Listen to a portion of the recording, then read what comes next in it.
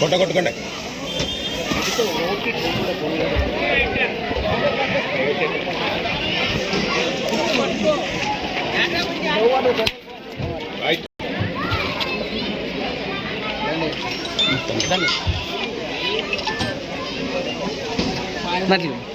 Hotel నీటి దింపు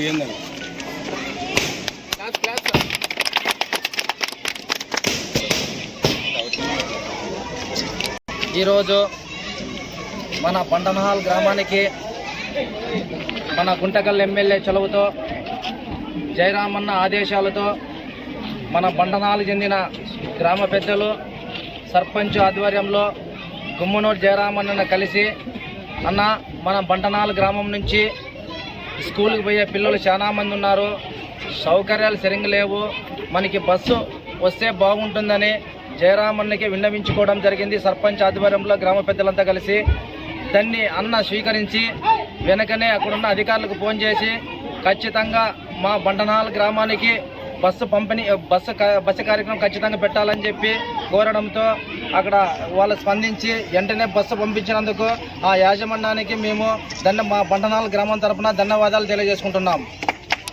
అంతేకాదు మనకి బండనహాల్ గ్రామానికి గుంటకల్లికి అనుబంధ సంబంధాలు దగ్గరుండవు కాబట్టి మనకి ఏ సౌకర్యం కావాలన్నా ఇట్లా తిరిగిపోవాలంటే మనకి 15 నుంచి 20 కిలోమీటర్లు అవుతుంది. కాబట్టి మనకి అన్న గుమ్మనూరు జయరామన్న గుంటకల్ ఎమ్మెల్యే కాబట్టి ఒక పని మనకి ఎన్నో ఏళ్ళుగా నిలిచిపోయింది. ఆ పని ఏమంటే అక్కడ ఎమ్మెల్యే వేరే ఎమ్మెల్యే కాబట్టి అన్న ఇక్కడ మంత్రిగా ఉన్నా కూడా మనం ఆ పని చేసుకోలేకపోయినాము.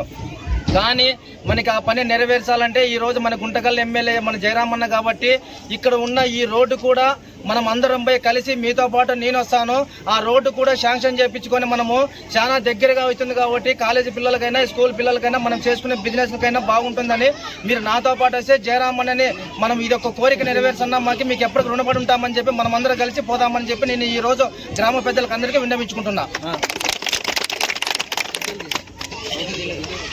మన గ్రామంలో ఉన్న ఈ బస్సు సౌకర్యం పెట్టినారు కాబట్టి మనము కూడా ఈ సౌకర్యాన్ని ప్రతి ఒక్కరూ సద్వినియోగం చేసుకుంటే ఈ బస్సు ఇట్లాగే వస్తుంటుంది.